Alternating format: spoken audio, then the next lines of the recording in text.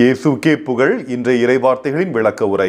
இறைவன் தம் மகனாகிய இயேசுவை ஒரு யூத சமூகத்தில் பிறக்கும்படி இந்த உலகத்திற்கு அனுப்பிய பொழுது இயேசு அக்காலகட்டத்தில் யூத பாரம்பரியங்களில் சரியான மற்றும் நீதியானவற்றை பின்பற்றுகிறார். தவறான பாரம்பரியங்கள் இருந்தால் அங்கு மீறுகிறார். இயேசு தனது மீட்பின் ஊழியத்தை கலிலேயாவிற்கு அருகில் தொடங்குகிறார்.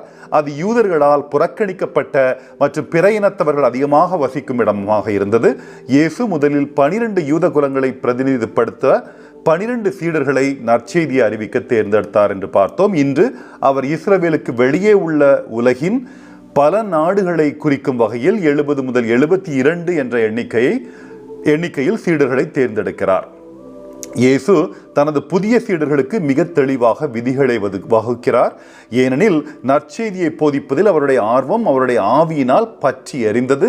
திருமுழுக்கு யோவானைப் போலவே மக்கள் அவருடைய வருகைக்கு தயாராவதற்காக முன்னோடிகளாக செயல்பட்டு ஒவ்வொரு ஊருக்கும் 2 பேராக செல்லும்படி அவர்களிடம் கேட்கிறார். ஒருவருக்கொருவர் ஆதரவளிக்கும் 2 பேர் கொண்ட அதிகபட்சம் 36 ஜோடிகள் என்று. பணம், பைகள் மற்றும் கூடுதல் காலணிகள் இல்லாமல் பயணம் செய்வதன் மூலம் அவர்கள் இறைவனையும் மற்றவர்களின் விருந்தோம்பலையும் சார்ந்திருக்க வேண்டிய கட்டாயத்திற்கு உள்ளானார்கள். வழியில் புதிய நட்புகளை உருவாக்க வேண்டாம் என்றும் தாங்கள் செல்ல வேண்டிய வீட்டிற்கு நேராக செல்ல வேண்டும் என்றும் அவர்களிடம் கேட்கப்பட்டது. இறைவனுடைய அமைதியை அவர்களுடன் பகிர்ந்து கொள்வது, இறைவனுடைய தூய பெயரால் நோயாளிகளை குணப்படுத்துவது, இறைவனுடைய அரசு அவர்களுக்குள்ளேயே இருக்கிறது என்ற நற்செய்தியை போதிப்பது, இவையெல்லாம் அவர்களுடைய முன்னுரிமைகளாக இருந்தன. லூக்கா நற்செய்தியில் விவரிக்கப்பட்டுள்ள இயேசுவின் பிரதான திட்டத்திற்கு இணையாக திருத்தூதர் பவுல் இயேசுவின் சீடர்களின் அடுத்த தலைமுறையினருக்கு முன்னுரிமைகளை வகுக்கிறார் என்று படிக்கிறோம். அவர்களில் ஒருவர் தீமோத்தேயு.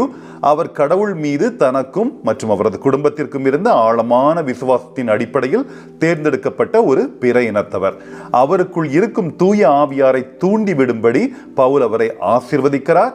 அதனால் தனது ஊழியத்தின் மீதான அவருடைய அன்பு வழியில் வரும் எல்லா துன்பங்களையும் தாங்கிக் கொள்ள உதவும்.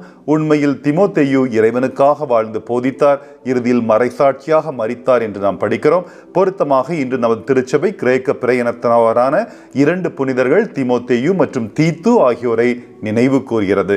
இவர்கள் கிரேக்க மொழி பேசும் பிற மதத்தினர் மற்றும் கிறிஸ்துவை ஏற்றுக்கொண்டவர்களின் மத்தியில் இறைவனுடைய அரசை அறிவிப்பதற்காக பவுலுடன் தீவிரமாக பணியாற்றினார்கள் என்று பார்க்கிறோம். நாமும் இன்று தீத்துவை போலவும் தீமோத்தேயுவை போலவும் பணிபுரிய அழைக்கப்படுகிறோம். ஆமென்.